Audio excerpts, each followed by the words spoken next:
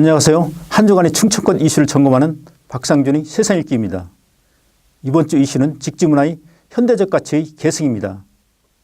여러분은 청주 예술전당 옆에 있는 흥덕사지를 가보신 적 있습니까? 이곳은 세계 최초의 금속 활자분이 인쇄된 아주 유서 깊은 곳입니다. 청주를 인쇄문화의 뿌리로 만든 곳이기도 합니다. 현존하는 가장 오래된 금속 활자분은 직지 심체 유절이라는 게 학계의 정설입니다.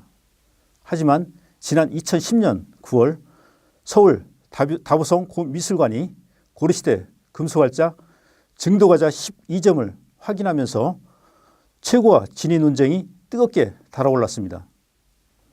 당시 서작자인 경북대 남건희 교수가 증도가자를 발표하자 중원대 이상주 교수가 이에 반론을 폈으며 강남대 조형진 교수는 금속활자 형태와 부식 정도 그리고 출처가 분명치 않다는 점을 들어 위작 가능성을 제기하기도 했습니다. 그러나 국립문화재연구소가 지난해 6월부터 12월까지 109개 금속활자를 대상으로 검증한 결과 62개 증도가자라는 결론을 내리면서 논쟁이 새로운 국면에 접어들었습니다. 금속활자의 묵은 먹이 1033년부터 1115년 사이에 만들어졌다는 국립지질자원연구원의 탄소연대 측정 결과가 나오면서 증도가자 진품의 무게를 실은 것입니다.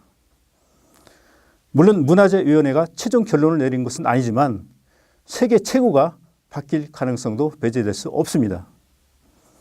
다만 국가문화재 지정 과정에서 두 가지 문제점을 해소해야 합니다.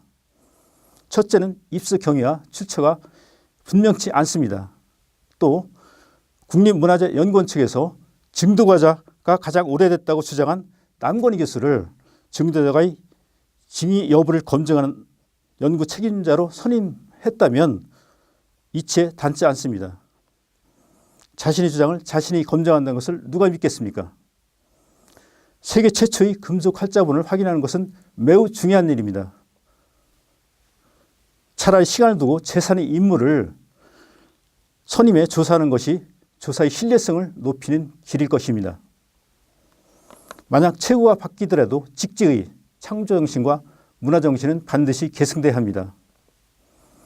직지는 고려왕 고려시대 공민왕 21년 1372년 경화이라는 승려가 엮은 책입니다.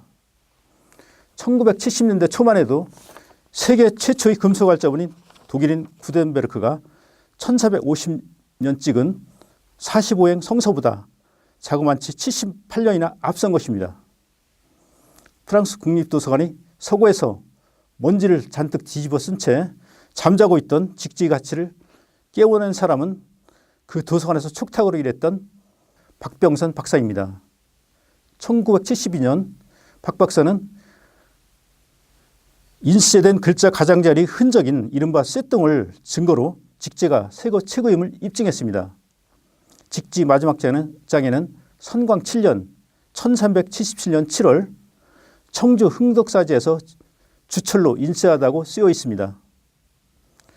금속 활자 본으로 인쇄하려면 활자와 그리고 유성목 그것을 제대로 찍어낼 수 있는 질 좋은 종이의 삼박자가 맞아야 합니다. 여기에 하나 더 붙인다면 금속 활자 장인을 보여야 되겠죠. 직지의구장 청주는 당시 고려시대 첨단 인쇄기술과 인력을 갖춘 세계 문화의 최선진지라고 할 수 있습니다. 바로 이런 점이 직지문화가 면면이 계승돼야 할 이유입니다. 최고의 금속 활자는 기록으로서 매우 중요한 의미를 갖습니다. 하지만 더욱 중요한 것은 문화적인 파급력입니다. 구텐베르크의 45행 성서는 증도가자는 물론 직지보다 한참 늦었습니다.